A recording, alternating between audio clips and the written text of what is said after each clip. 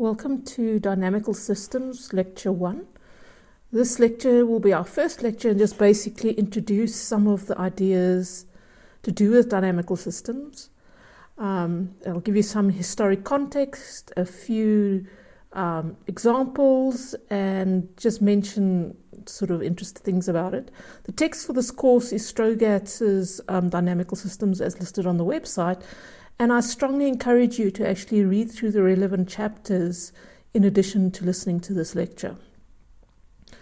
Okay, so let's start with a brief overview of what happened in dynamical systems and how we got to where we currently are in this field.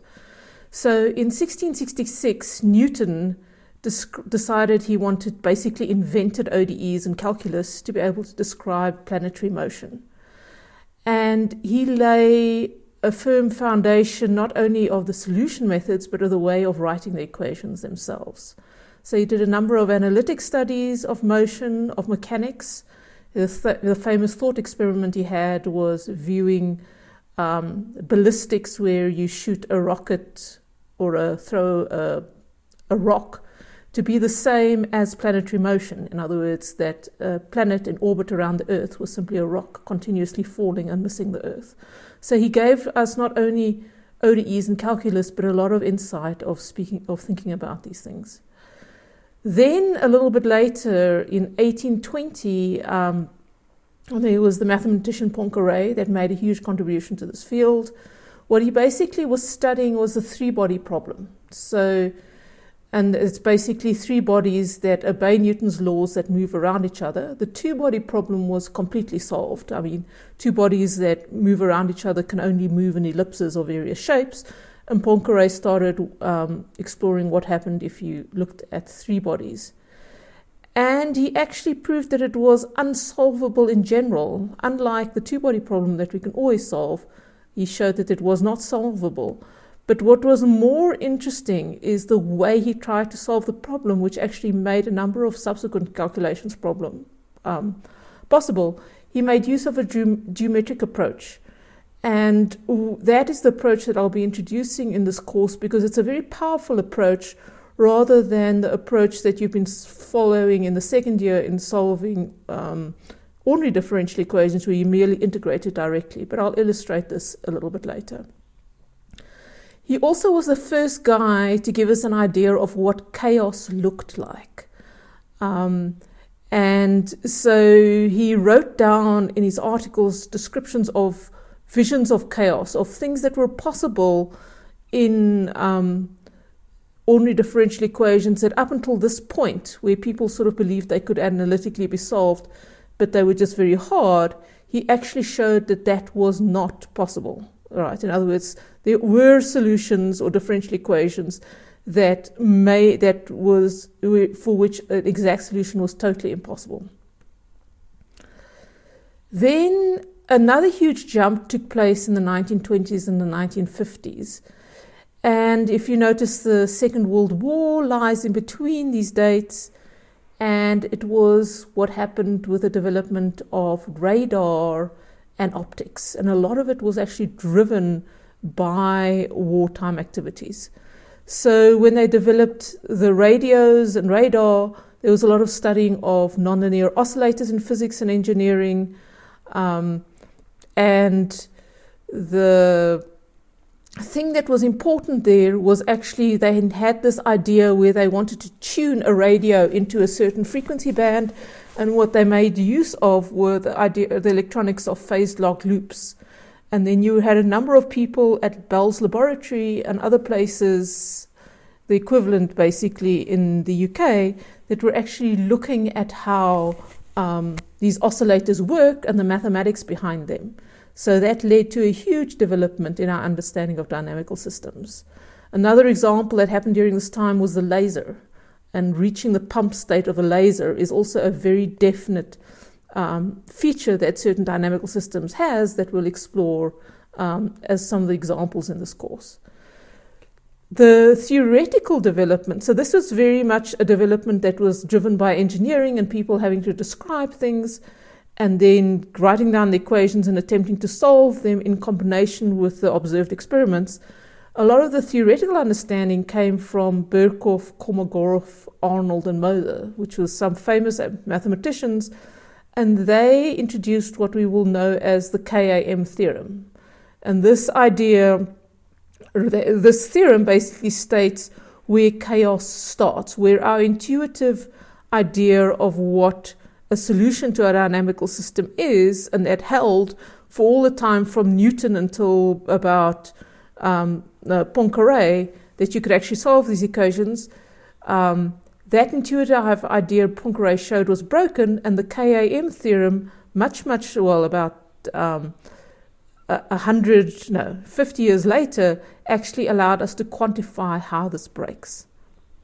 Okay, and they explored complicated structures in Hamiltonian dynamics, and Hamiltonian dynamics are basically systems where energy is conserved.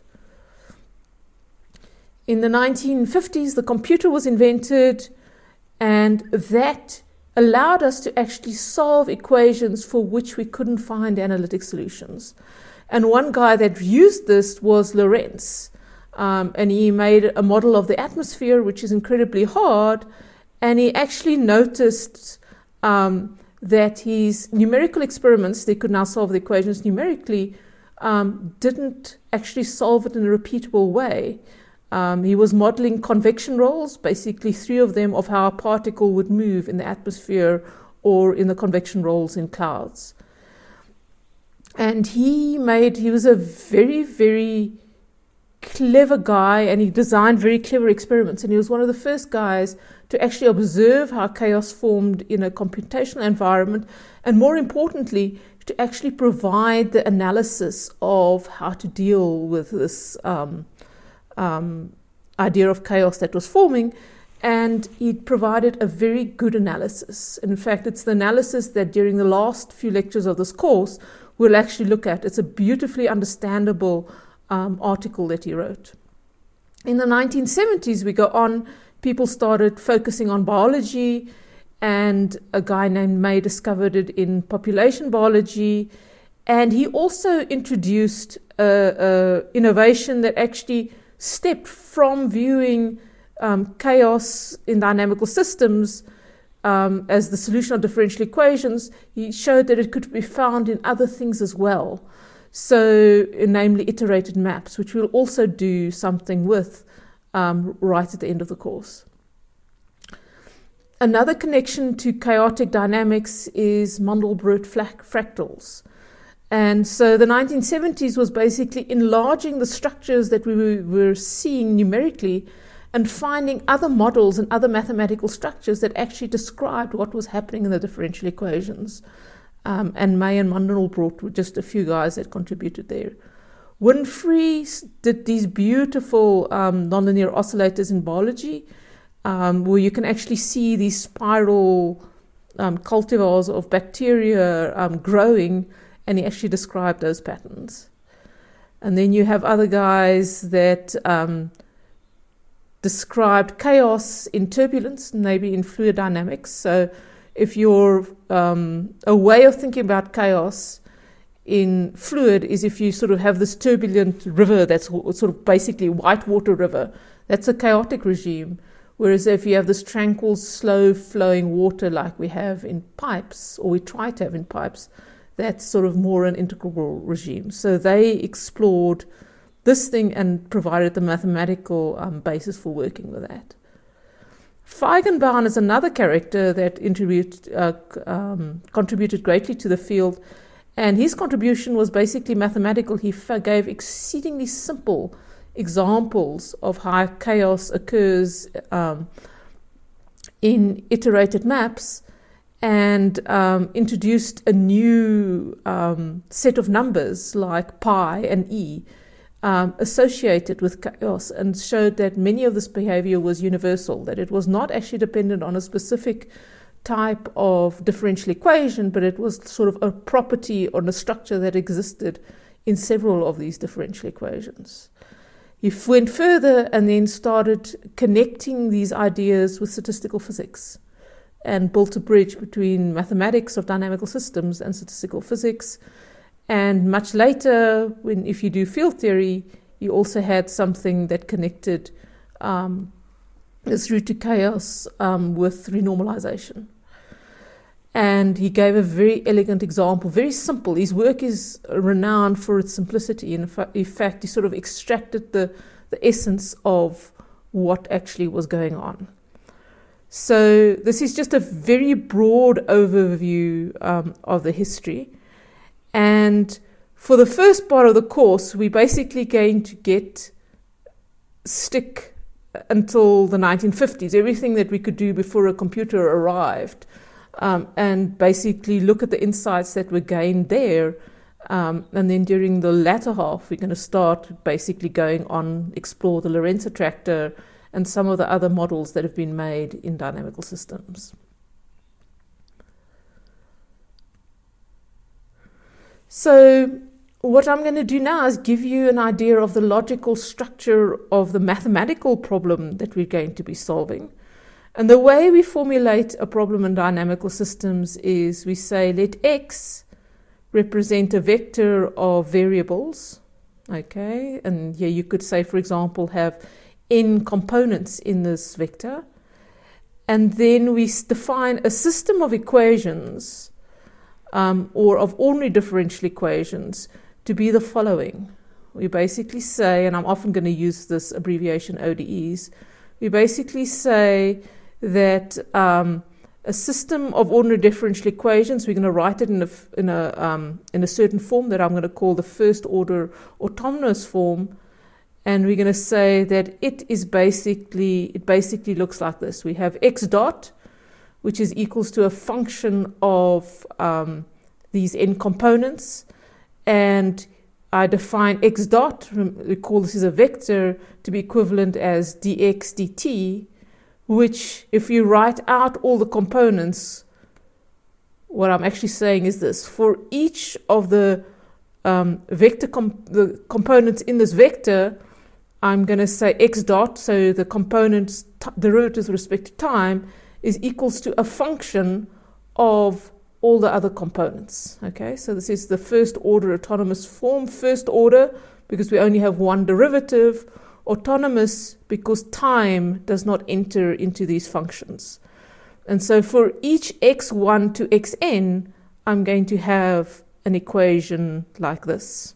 So you're basically going to have m different functions of the variables that are then used to define how the vector x changes with time. Okay, so f1 to fn are given functions. And the goal now is to try and understand how x1 to xn change and depend on time if you're given these rules that describes them. So you might recognize this, or at least a simpler version of this, from your second year course in solving differential equations. And the old way you used to go about it is basically to say, let's find a closed formula. We basically integrate the equation, if you have one of them, for x1 of t to all the way to xn of t, and there could be constants in there or integrations constants, and then we try and explore what goes on. But this is a very difficult approach to actually follow. So there is a theorem that if you have a system like this, you specify the system of equations and you specify the initial conditions, and for in your second year you would have done just two, basically n equals to 2 problems, then the solution that you get is, it exists and it's unique. Okay, so it's always possible to solve the problem, but the hard part was then to find the explicit expression for the solution. The new approach is we're actually in this course not going to do a lot of explicit solving of equations. We are going to basically find a way of looking at these problems, and we're going to visualize the solution. And this thing has several advantages in that we can actually represent a whole bunch of solutions using this technique, rather than in each specific case, for each specific initial condition, finding the solution. So the approach we're going to follow in this course is basically to visualize the solution geometrically and to collect a whole bunch of tools and techniques for doing so. So let's look at the first example. So let's just take the example of a simple harmonic oscillator that you'll find a lot in physics or almost in any problem you solve. And the equation is basically mass, which is a constant, multiplied by x double dot, plus k, which is a constant, multiplying x is equals to 0. And we're going to assume x is a function of time that we want to know. And the way we go about solving it is the first thing we do is we write it in its first order form. In other words, this is a second order equation because there are two derivatives. We're going to replace this equation by the equation I mentioned, or the structure, by two equations that obey the structure I mentioned in the previous slide. And the way we do that is we're going to introduce a new variable x1. We're going to say let that be equals to x, and let x2 be equals to x dot. And then we want to write down the equation in the form we found in the previous slide. And the way we do that is simply to say x1 dot is then just x dot, okay? But x dot is equals to x2, so that gives us the first equation. So we have x1 dot is equals to x2. And we're also going to observe that x2 dot is equals to x double dot, but x double dot is defined up here. Okay, so we can then write it as the first order form, therefore becomes x1 dot is equals to x2, which is the first equation, and x2 dot is equals to x double dot, and x double dot is equals to minus k over mx. Okay, and x is equals to x1. So there we have the equation in the first order form. So we basically replaced this equation in blue up here with two equations of new variables that are in the first order form. And therefore the functions that we spoke about in the previous slide are basically these functions on the right-hand side. A couple of observations, and just to get our notation and terminology correct, this equation is said to be linear because there are no quadratic terms in there. It has only first powers of the components that are found in F. So that idea of linearity generalizes to any dimension. And then there are a number of features of linear systems that are useful. The first is that they can in general be written in this form. In other words, instead of the functions, we simply have a matrix of constants A multiplying X. Okay, and it's a n by n coefficient matrix. Oh dear. Sorry. And it can be solved in general. So this is something you should also have done in the second year. But if you have not, there are a number of very good course notes that I've put up on the web that I encourage you to actually look at. The whole full derivation of how to do this is found there. Okay, so the second example is a simple pendulum. Okay, so the governing equation of a simple pendulum is simply this thing. Theta double dot equals to G over L sine theta. So you can see that this thing is once again a second order equation of one variable, which we're now going to write in first order form. And the way we do that is once again to say x1 is equals to theta, x2 is equals to theta dot, and therefore x1 dot is equals to theta dot, which is equals to x2, and x2 dot is equals to theta double dot, which is equals to, from this governing equation, minus G over L sine theta times x1. Okay, and to just give you a feeling for what this equation is actually describing, because we'll return to it at a later point during the course, it's describing a pendulum. So the variable that you're trying to solve for is theta double dot, which is the distance of this angle from the axes. G is the gravitational force, and L is actually the length of the pendulum. And then what happens is the solutions to this equation has various possibilities. The pendulum can either oscillate like this, or if you swing it hard enough, It can go right around this pivot point, and both those solutions are found if we solve these equations. And exactly how they come out will be the subsequent will be explored in subsequent lectures. The one thing I can just say is to actually solve this thing analytically. In other words, write down an analytic solution. You can see it's soon going to become incredibly hard to do. So we want a different technique of looking at the solution and having properties of the solution that doesn't actually require us to find an exactly integrated solution to the problem. So just some more terminology. The sine function on the right-hand side makes the equation nonlinear. Okay, in other words, this equation over here can never be written into that form. And it's n equals 2, so it's a two-dimensional system, right? So once you've written it in first order form, it basically means you have two unknowns and two equations.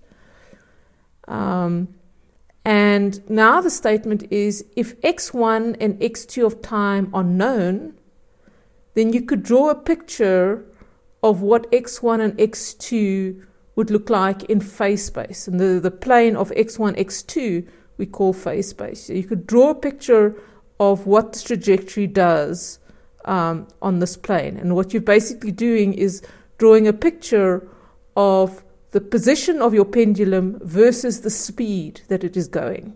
So for example, if theta or x1 was 0, your pendulum would be over here and it would have maximum speed. If x2 was 0, basically your theta dot is 0, so the rate at which the pendulum is changing, the pendulum would have swung to its highest point, but the velocity, the theta dot, would be 0. Okay, and you can imagine that if we start the pendulum in different places, we get different solutions, and drawing this in phase space will actually permit us to look at all possible solutions. Okay, so yeah. And that phase portrait, that trajectory, as the solution moves between x1, x2, we call the phase portrait. So this is also just introducing terminology. We'll get to more concrete examples in the next lecture. Another statement about dynamical systems is that these phase portraits actually permit us to get a picture of all the trajectories without actually solving the equations. To make a phase portrait, you don't actually have to know the solution explicitly of this equation. And this is one of the abstractions that is so nice about looking at dynamical systems in this way. You can get a full picture of what solutions are possible. Another important feature, to just give you an overview of what we're going to do in the course, is dynamical systems of different dimensionality has different properties. And I'm just going to summarize them briefly, and it'll become clearer as we actually explore these things in specific detail. And I'm simply going to give you the major results for the lower dimensions and show you where they appear. And then as we go through the course, we'll start deriving them. So what I'm basically going to do is characterize my differential equation by the dimension, namely the number of unknown variables in the first order form, by the fact that they are linear, whether they can be written as A times the vector on the right-hand side, or nonlinear, such as the pendulum. So if you're working in one dimension, there's certain features that can happen. The solutions are very simple in the sense that in one dimension, the solution can either grow or it can decay. And I'll show you why that becomes true now. If it's nonlinear, it can only do certain things. It can have fixed points, which it runs to, and it can have bifurcations. It can change the nature of those fixed points. Okay, and once again, I'll define what bifurcations are more clearly when I get to it. So there's only certain things that can happen in one dimension. Okay, in two dimensions, the behavior becomes more interesting. So in two dimensions, an example is a linear oscillator, and in which is basically this, the example we explored in the previous slide, and a nonlinear example is a pendulum. So typically a linear oscillator can just oscillate back and forth and it's sine and cos solutions, whereas a pendulum can actually have more interesting behavior, and it can change its behavior.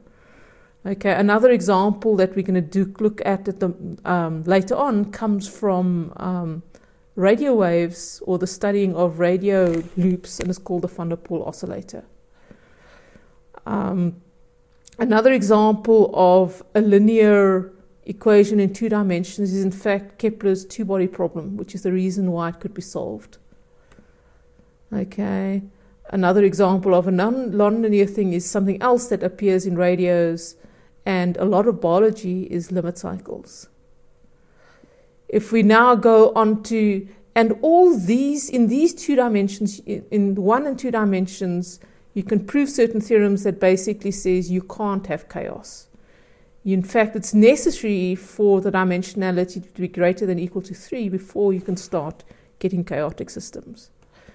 So if n is greater than or equal to 3, remember, if it's a linear system, there's a theorem, and that's in the notes, that you can always solve the thing. And this is basically the problems we get when we solve structural engineering problems. For example, an example of that is you make a structure. So, for example, you're building the telescopes in the SKA, and you want to know what the structure behaves like if you knock it. In other words, if the wind blows over it or something happens, you want to know how strong your structure is. And the equations that you then solve are basically linear equations that can tell you whether the telescope is safe to operate in certain conditions or not. Another place where you get a linear analysis is if you simply design like a bell or something. You take the shape and you work out what frequencies are there and how they interact with each other. And that's once again a linear analysis. Okay. The nonlinear case is where things get really interesting mathematically. This is where Poincaré lives with his 3-body problem. This is the place where Lorentz looked at chaos with the Lorentz attractor, and it's necessary to be in dimension greater than or equals to 3 to make these things possible. So, and this we'll get to at the end of the course. This is not mainly to give you an overview of what is coming. Okay, another thing that happens here is turbulence. If you have more than 3 equations and it's nonlinear, you can have turbulence. Fireflies that synchronize and lasers that synchronize. So these fireflies is an amazing story. It's one of the things for which Strogatz became famous. You had this case, I think, in the swamps in Australia and Indonesia. You have the situation where you have, as the evening falls, 1 or 2 fireflies, it's basically little bugs with bulbs in the back of them that emit light.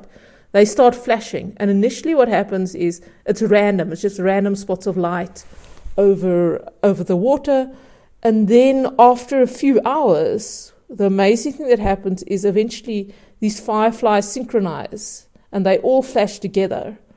And it's Strogatz that actually developed the first mathematical model to describe why these fireflies actually do so.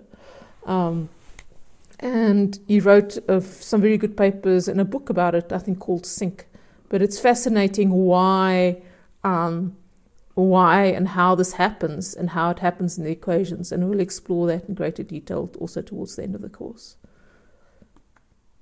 Okay, but before we get to all the fancy things, let's go back to 1 dimension. And what I'm going to do is systematically build up all the properties that you can get in 1-dimensional dynamical systems, as well as start illustrating the power of doing a geometric approach and the way we're actually going to go about solving these problems. So this is the last slide for this lecture, but let's look at a very simple problem. The 1-dimensional equations is simply x dot is equals to some function of f, And as you know from your second year, you can always integrate this. If the function of f is complex, is nasty, it's not so easy, but you can always do so. And here, just to get the definition straight, x dot is simply dx dt. And x is assumed to be a real function. And the example that we're going to look at, just to illustrate things, is let's just say x dot is equals to sine of x. So the one approach you can go about, and this is what you'll be familiar with from your second year, is you solve it analytically. So you say, put all the things in x to the one side, so you have dx over sine of x is equals to dt, and you work out the indefinite integral, so it's basically t plus a constant is equals to the integral of cosec of x dx. It's a geometric integral, and you should either look it up in a table or remember it from your second year course that this integral, the integral of cosec of x dx, is simply the natural logarithm of the absolute value of cosec x plus cot of x. Okay, so we also want to evaluate this constant, and the way we do so is to say, suppose at x equals to x0, suppose that x equals to x0 at a specific time t0. So that's our initial condition, and we can basically substitute these two things back into our general solution to give us the constant. And so at times t equals to 0, we have that the constant is equals to minus the ln of cosec of x plus cot of x. And so the general solution, we can move this constant to this side and subtract it, and so we can find that t is simply equals to the ln of the absolute value of cosec x plus cot x divided by cosec of x0 plus cot of x0. Okay, so this you should be familiar with the second year, nothing new, except the problem is, what can you learn from this formula? Can you tell me what the solutions look like? Do you have any feeling for what they look like if you change x0, so sort of you change the value of x at the initial time? And the answer is, it's ugly, right? It's very hard just from going from this analytic formula to actually finding out what the solution means. And this is where the geometric approach that I'm going to introduce now and in the lecture becomes so powerful, in that it overcomes this difficulty. Okay, and I liked it very much when I learned how to do these things. In fact, for most of the geometric approach, you often don't even have to solve analytically find the solution. You can say a tremendous amount about the solution just from following the techniques you're about to learn. Okay, so the problem with the analytic solution is that it's hard to see what x is actually like as a function of t. So for example, I were to ask you the question, if x0 is equals to pi over 4 at t equals to 0, what does the solution look like? Could you tell me? I mean, you could go to some plotting program, plug this in, or a graphing calculator, plug this in and see, and then I would be okay. But now suppose I said x0 is like pi over 3. How's that solution different from x0 being pi over 2? And it would be really hard to tell me just from this equation, or sort of from this expression. Okay. And you could even ask the question, suppose you start at a specific x0, and this is a question they often ask in dynamical systems, is what does the solution look like after a long time? So as t approaches infinity, can you say anything about what the solution is like? In fact, can you look at this answer and tell me what the solution is like? Because remember, this thing is an explicit expression for x in terms of t. How would you go about answering? Simply answer this question, which is a fine question to ask. Okay, so my statement is, the main reason for giving you this example is simply to illustrate that there is actually a better way of doing this and a somewhat easier way of doing it. And it gives a lot greater insight. So what I'm going to do is say simply let us view x as the position of an imaginary particle along a line. Okay, so x is simply a place along a line. And then if we view x dot as the velocity of the particle at that point, then the differential equation we can view as a rule that relates the velocity of the particle to its position. Okay. And so let's draw it. So here we have on this axis we have x dot, so the velocity of the particle. On this axis we have x. We know that our particle can only move along the x-axis, so it can only move backwards and forwards along this axis. So let us now try and answer this question. So let's say we go to point x0, which is pi over 4, so that point over there. We say, okay, the particle is there. What's it going to do as time goes to infinity? And we're like, oh, particles at this point x0, what does their velocity do? Their velocity over here is positive, right? What I've done is drawn this graph that gives me the rule of how the velocity is related to the position on the plot. So this is our sine of x. And so we can see that when x is at x0 over here, we go up to the graph and we know what the velocity is. It's positive. So x dot is greater than 0. So x is going to increase and it's going to move along there a little bit to say that point. Then I can go to that point and I'm saying like, oh, what's x going to do there? I go up to the top of the graph and I say, oh, x dot is positive. So it's going to increase. And in fact, it's going to continue to increase until it gets to pi where x dot is 0. It gets stuck there. Okay, so just simply plotting it like this immediately tells us that if we start at x dot x0 equals to pi over 4 over there, that the limit as x of t goes to infinity is going to go to this point pi. Okay, so that's a statement. So we've answered our question that was exceedingly hard from simply getting it from the analytic formula. Okay, in fact, we can say more than that. We can say that the particle moves to the right, in other words, it moves that way, whenever x dot is greater than 0. So for all these humps, the particle is going to move to the right. So if the particle starts there, anywhere under this hump, it's eventually going to end up at pi. If the particle starts over there, where x dot is positive, it's going to end up over here at 3 pi. And you can also say the particle moves left when x dot is less than 0. Okay, so if for this region over here, you can suppose you were to start over there, you put the particle down there, you go and read off from the graph that its velocity is negative, so this particle is going to move that way. Okay, so the graph in this simple example in one dimension, this graph allows us to actually say a lot more about where the particle is going to end up than what the solution actually did.